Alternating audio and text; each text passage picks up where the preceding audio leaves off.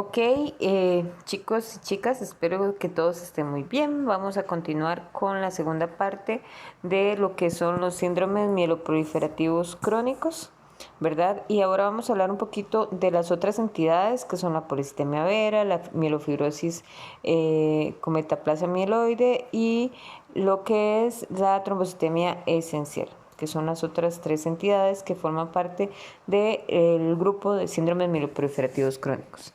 Entonces recuerden que este grupo está caracterizado por un aumento de las líneas celulares, normalmente de las 3 líneas celulares, pero va a afectarse una más que la otra. Entonces, en el caso de la policitemia vera, lo que tenemos es una afectación sobre todo de lo que es la línea eritroide. Y vamos a hablar un poquito de ella. Entonces, la policitemia vera es también conocida como policitemia primaria. Está caracterizada por un incremento de eritrocitos por encima de los valores de referencia. No es únicamente un incremento de eritrocitos, chicos, digamos. Hay diferentes características o criterios diagnósticos que se tienen que cumplir para que se diagnostique en sí una policitemia vera. Tiene que haber ciertas características en médula ósea y el paciente tiene que tener otras características también en sangre periférica. Pero la principal característica o lo que llama la atención de este tipo de padecimiento es esto, que aumentan los eritrocitos por encima del rango de referencia y aumentan en un rango, digamos, bastante grande. Normalmente se acompaña de un aumento también de leucocitos y de plaquetas, que era lo que les decía que aumenta toda la línea mieloide, pero este aumento de leucocitos y plaquetas es menos intenso, por decirlo así, que el aumento de los eritrocitos. Vamos a tener que estar dado por un defecto en una célula madre, que puede ser la unidad formadora de colonias linfoide y mieloide o la unidad formadora de colonias GEM. Y generalmente en los hombres, o se da más en los hombres, y sobre todo en las personas mayores de 55 o 60 años. Entonces es una entidad o una enfermedad que es más común en el paciente masculino. Es importante en todo caso que hay que diferenciar la policitemia vera o primaria de la policitemia secundaria. La policitemia secundaria, chicos, se presenta cuando hay un aumento de eritrocitos que está por alguna situación que no tiene nada que ver con mutación clonal ni con que haya algo en médula ósea, sino que hay otra situación que no es hematológica que está causando el aumento de los eritrocitos. Generalmente estas situaciones tienen que ver con cosas pulmonares que causan hipoxia a nivel sanguíneo, digamos, que cosas que digamos donde hay un daño en el pulmón que no permite que haya un paso de oxígeno del pulmón hacia la sangre. Entonces, al haber una hipoxia, porque no está viendo pues esta llegada de oxígeno de forma adecuada a la sangre, se da una hipoxia orgánica, el cuerpo sensa que falta oxígeno y cuando el cuerpo sensa que falta oxígeno, lo que le dice es al organismo es aumente la producción de glóbulos rojos porque no hay suficientes para poder llevar a cabo las necesidades del cuerpo, para cubrir las necesidades del organismo. Entonces, ¿qué pasa? Bueno, básicamente se le dice al organismo produzca glóbulos rojos, el organismo produce glóbulos rojos, pero esto no logra compensar el nivel bajo de oxígeno que hay en la sangre porque el problema no es de los glóbulos rojos ni de la cantidad de glóbulos rojos, el problema es pulmonar, es algo ya distinto. Entonces, esto lo único que produce es que aumente la cantidad de glóbulos rojos en la sangre y al aumentar la cantidad de glóbulos rojos en la sangre se vuelve más viscosa y aparece lo que se llama el síndrome de hiperviscosidad, que básicamente es que cuando aumenta la cantidad de células en la sangre se vuelve más viscosa y al volverse más viscosa se mueve más lento y esto produce más hipoxia, ¿verdad? Porque al moverse más lento, pues no es tan fácil que vaya a los pulmones y pues los órganos que están cerca de esa sangre están consumiendo todo el oxígeno, entonces aumenta la hipoxia y más bien los pacientes empiezan a tener más sintomatología relacionada con esta falta de oxígeno. ¿Cuándo se presenta una policitemia secundaria? Cuando hay un problema en pulmón, como por ejemplo, cuando es muy común en los pacientes que tienen EPOC, ¿verdad? Que es esta enfermedad pulmonar obstructiva crónica que muchas veces está en pacientes que fueron fumadores mucho tiempo. Entonces, en pacientes con EPOC es muy común encontrarlo. En pacientes que fuman, podría, de forma muy crónica, sin necesidad de que tengan EPOC, se le puede encontrar un aumento de los glóbulos rojos, o también es frecuente en pacientes que tienen apneas del sueño, ¿verdad? Que son los pacientes que a veces son gorditos, que tienen obesidad y que cuando duermen hacen como periodos de tiempo que no respiran.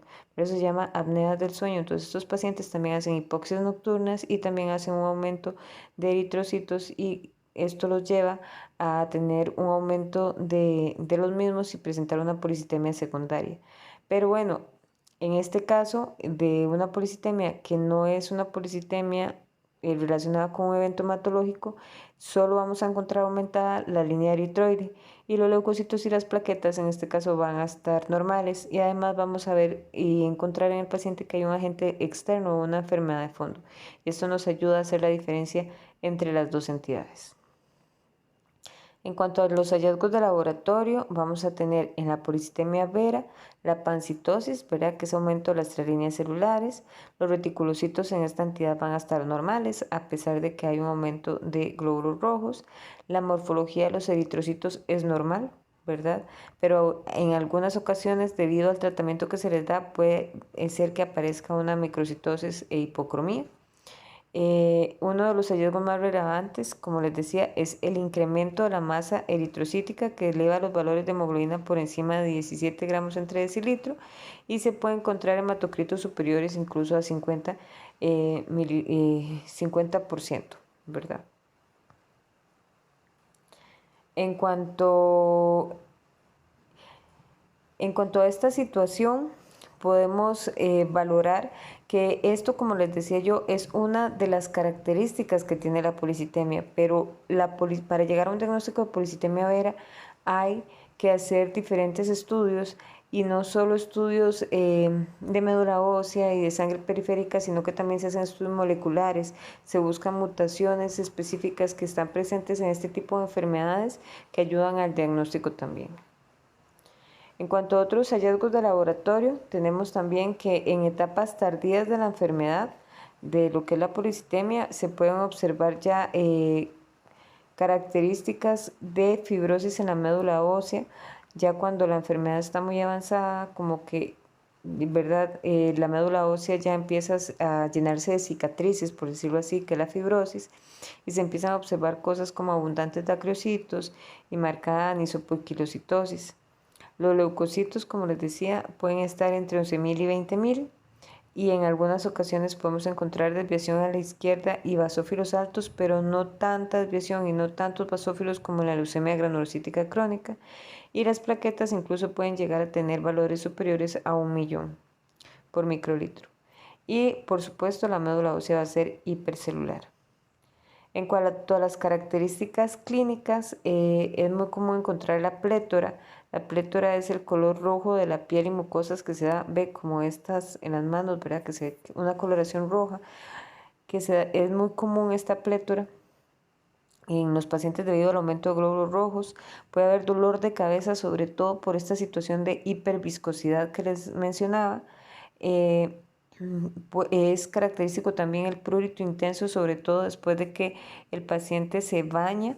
Digamos, se cree que el hecho de bañarse, que por decirlo así, pasar la mano en la piel, ¿verdad? Va a estimular ciertas células que se aumentan en este tipo de padecimientos, que van a excretar algunos gránulos que hacen que la persona tenga picazón, ¿verdad? Se cree que puede ser, por ejemplo, los mastocitos o los basófilos que están relacionados, y debido al aumento de plaquetas puede ser que sus pacientes presenten complicaciones trombóticas. Y eso sería el resumen de lo que es policitemia vera. Ahora seguimos con el siguiente la siguiente entidad, que es la mielofibrosis primaria con metaplasia mieloide. La mielofibrosis primaria pues es una enfermedad que es poco frecuente, es una enfermedad clonal. Se caracteriza por un aumento de tejido fibroso en médula ósea, principalmente lo que son reticulina y colágeno. Básicamente, chicos, esto es una médula ósea, digamos, en una mielofibrosis con metaplasia mieloide. Si ustedes lo ven, una médula ósea normal, vamos a ver, que sería, por ejemplo, una médula ósea normal, como para darles un pequeño ejemplo, se vería como esta imagen, ¿verdad? De todas las células, precursores, etcétera. Es un ejemplo porque esto es sangre periférica, pero más o menos así se ve una médula ósea. En la metaplasia mieloide, no, en la metaplasia mieloide la vemos así, llena de fibras. Básicamente lo que pasa es que la médula ósea se llena de tejido fibrótico. El tejido fibrótico es una cicatriz. Entonces, yo les digo a ustedes, cuando ustedes se hacen una cortada, por ejemplo, y se cicatriza el sitio de la cortada, ustedes pueden sentir que la piel no es igual en ese sitio, porque es un tejido diferente al que ustedes tenían, que no es elástico, que les duele. Bueno, lo mismo pasa con la médula ósea. Si la médula ósea se llena de estas cicatrices, es un tejido diferente al tejido hematopoyético y no pueden crecer células ahí, entonces la médula empieza a dejar de ser funcional, entre otras cosas. Como les decía, se da una sustitución del tejido hematopoyético normal por tejido fibroso y al llenarse la médula de estas cicatrices, chicos, ya las células madre no pueden reproducirse. Entonces, en este tipo de padecimientos, inicialmente, al puro inicio de la enfermedad, hay una pancitosis y vemos aumento de leucos, un ligero aumento de plaquetas, puede haber hemoglobina normal, ¿verdad? No es que se aumenten tampoco un montón, pero podemos decir que son pacientes a veces con conteos de 12.000 leucos, 15.000 leucos y con desviación a la izquierda, con presencia de acriocitos que ya nos van indicando que algo va pasando. Y conforme pasa el tiempo y la médula se empieza a llenar de cicatrices, estos pacientes empiezan a disminuir sus conteos y a presentar pancitopenia.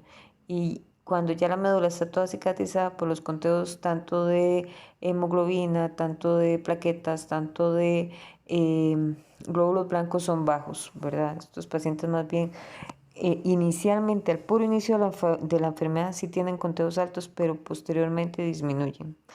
Yo siempre les cuento el ejemplo de que tuve un paciente, o tengo un paciente, ¿verdad?, que está vivo todavía, que, que es súper joven y llegó al laboratorio, se hizo un hemograma y le salieron locos, creo que le salieron como en 12.000.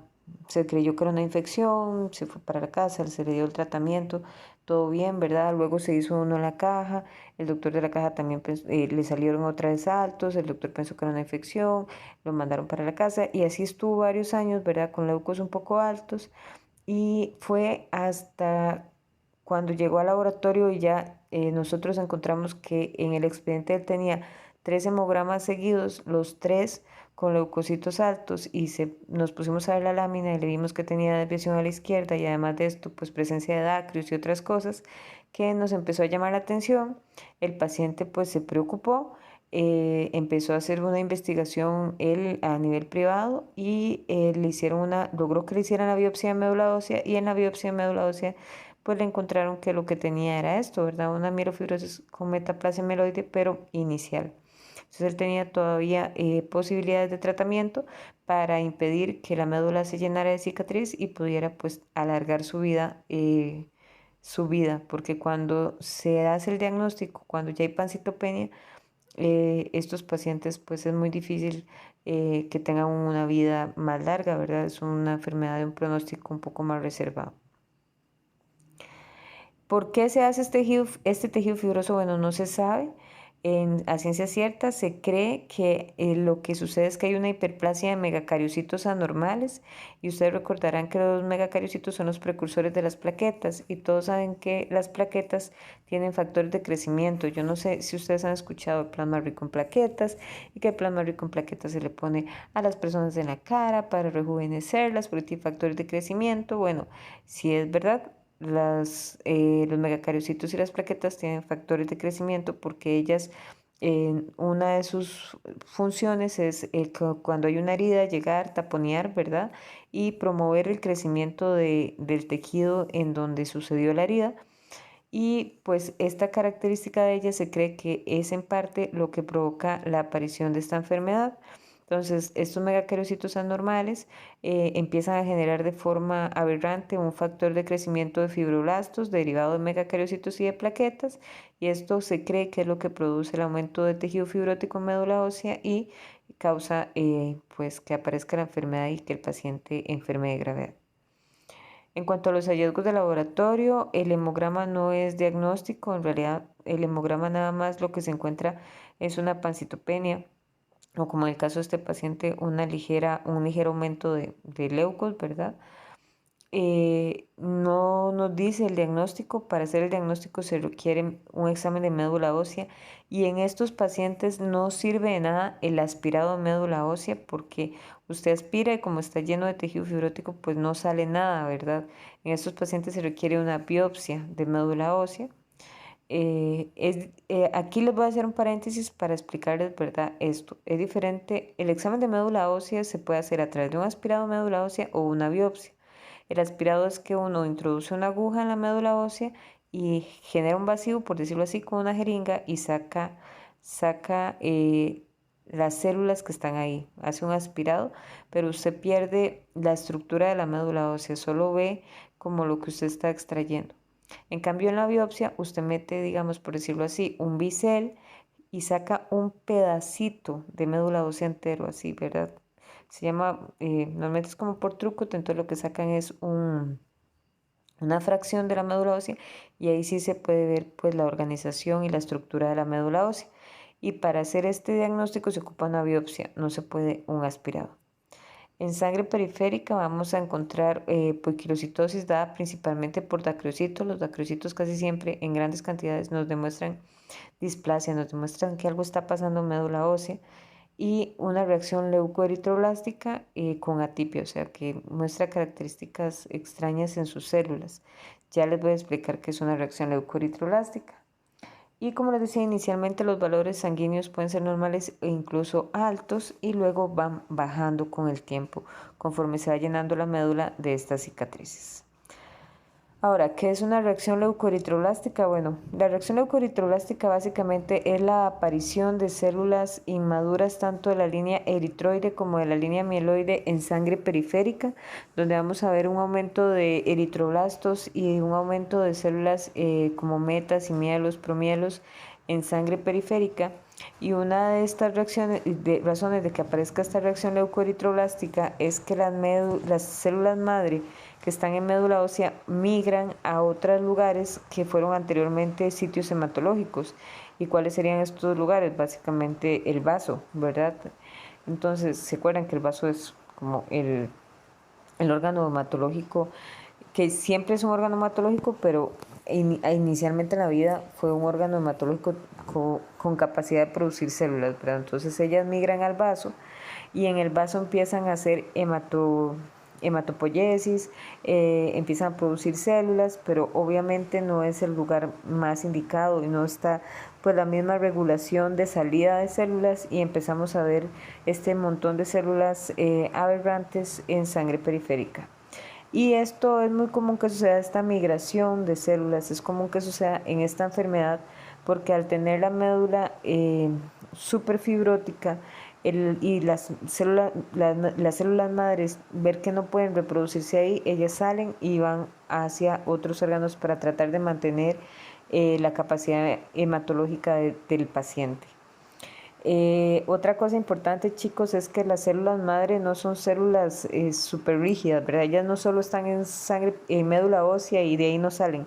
No, es normal que de vez en cuando salga alguna célula madre a circulación sanguínea, ¿verdad? Ellas se movilizan. Pero bueno, generalmente y principalmente están en médula ósea. En cuanto a los hallazgos clínicos, bueno, ven, esta es la imagen. Esta sí, podemos ver una médula ósea normal y una médula ósea fibrótica. Entonces ven que la médula ósea normal se ve la estructura, esto es una biopsia y se puede ver pues todo cómo está colocado la grasa y que tiene pues sus células, ¿verdad? Y el estroma, etcétera. Y aquí solo se ve tejido fibrótico. Entonces, los hallazgos clínicos es que se puede encontrar a cualquier edad. De hecho, este paciente es súper joven, tiene como 30 años, el paciente que yo les comentaba, pero es más común encontrarlos en personas mayores de 60 años. Se caracteriza por tener gran esplenomegalia, sobre todo por esta migración de células madres, ¿verdad? A hacer hematopoiesis en el vaso.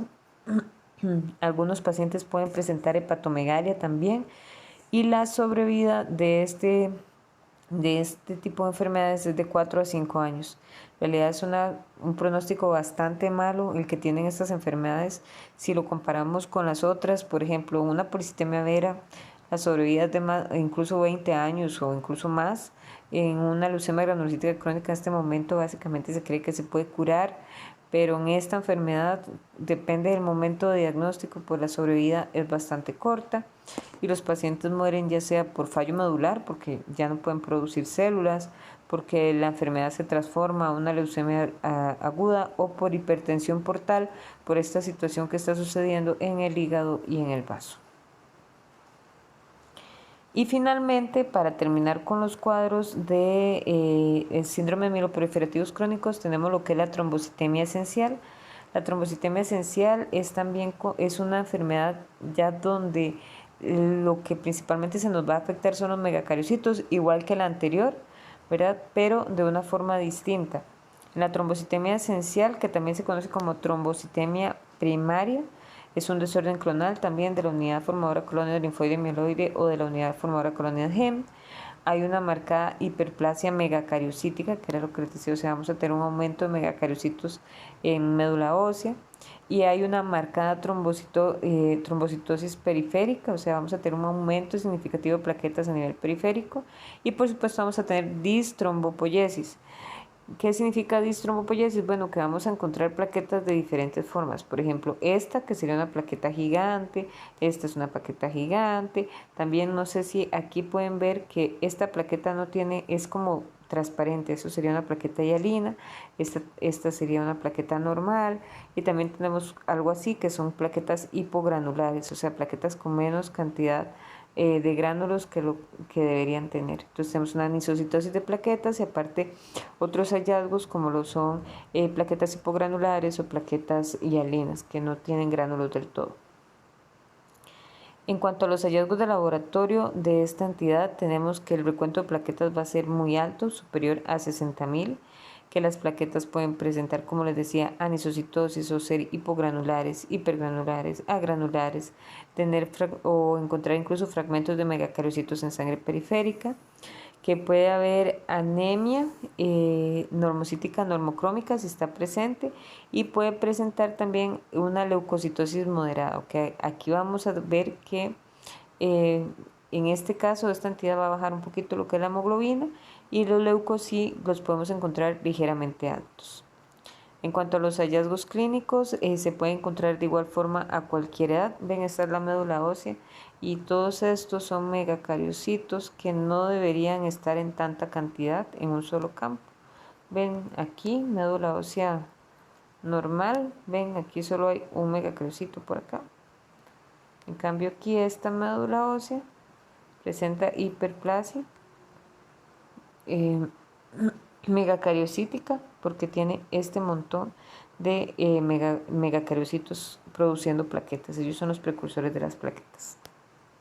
Como les decía, entonces se puede encontrar a cualquier edad, pero es más común en mayores de 55 o 70 años. La incidencia es igual en este caso para hombres y para mujeres.